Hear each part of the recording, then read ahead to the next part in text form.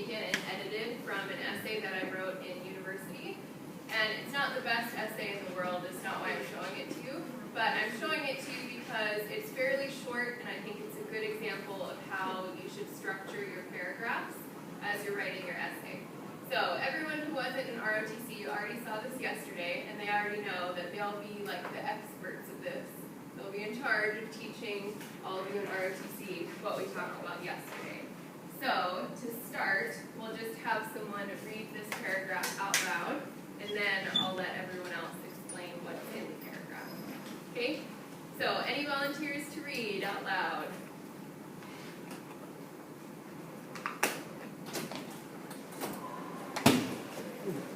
Welcome to class. Have an assignment. Alright, someone decide to read. You all already got your practice in yesterday, so you know what it's about.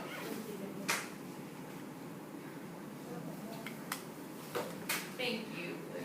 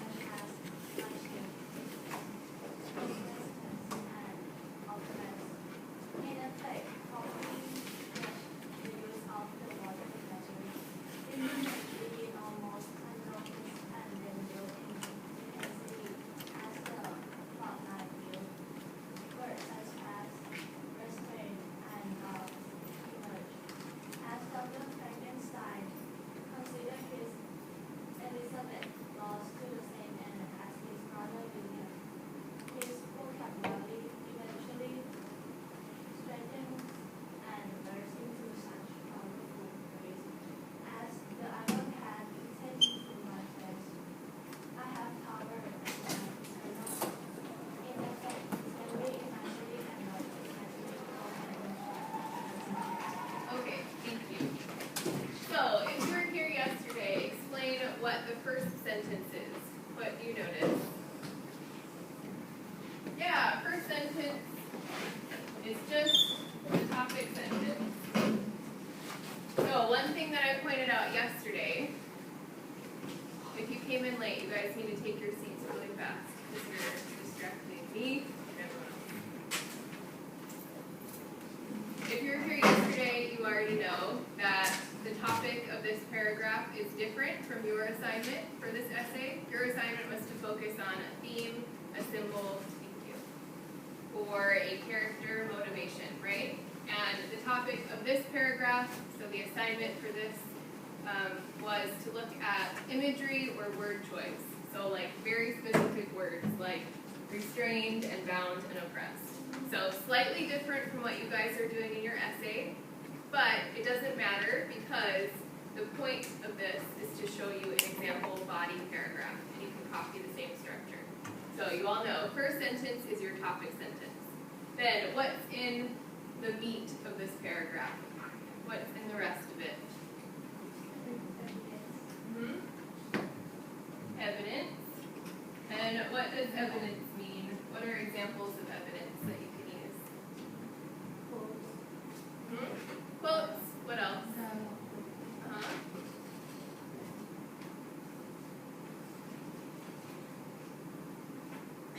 What else? You can think back on when we debated in class and you needed 3 different pieces of evidence. One of them was quotes. What were the 2 other parts?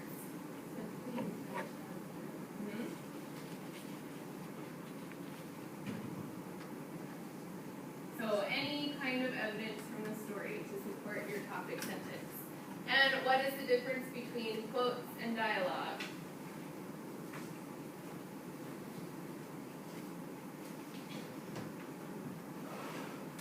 We'll start with this. What is dialogue? What does that mean? Yes, a conversation between 2 or more people.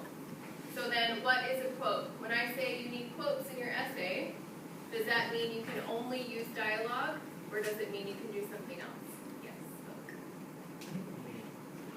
Okay. So, the point being, in your essay, you can use evidence from the entire book.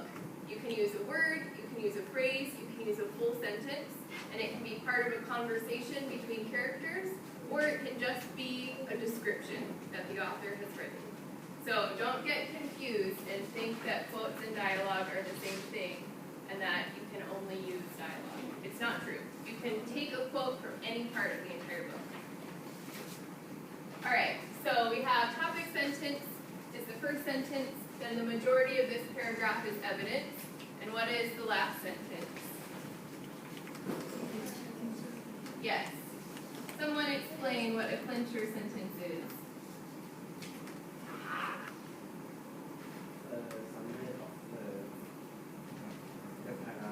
Yeah, exactly.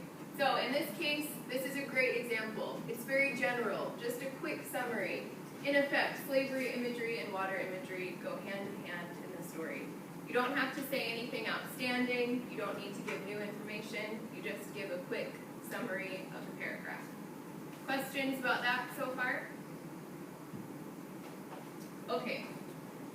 What I said yesterday was that it's very likely that you will not remember any of this just from looking at a paragraph that takes up this whole screen. So if you do remember it, great. If you don't, this is another option to help you remember how to write a body paragraph. So we have the sexy paragraph, which some of you might have learned last year. And in this case, for our class, we're going to call it the sexies paragraph. So someone who was here yesterday, explain what this first part is. S stands for? Yeah. And what kind of sentence? Yes. E stands for what?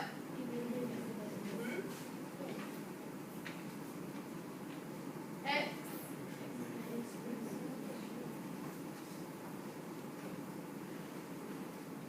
I.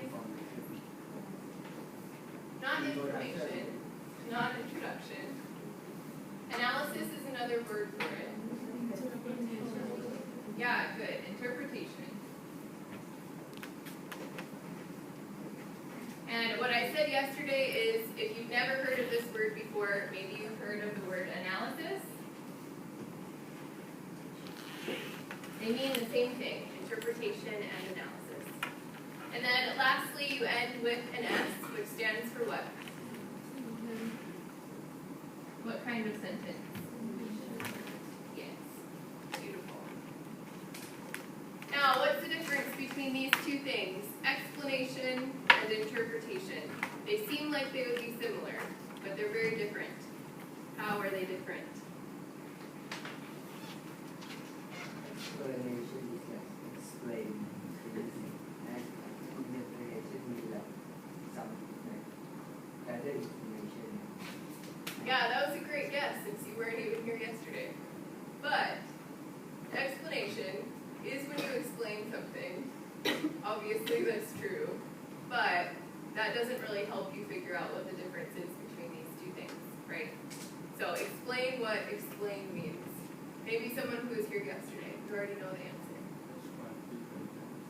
Yeah, an explanation is just describing evidence. It's very simple. It answers a why question, like why did you choose this evidence? Why is the evidence important? Why does it matter? And then what is interpretation? It's deeper. You look at deeper meaning. What else?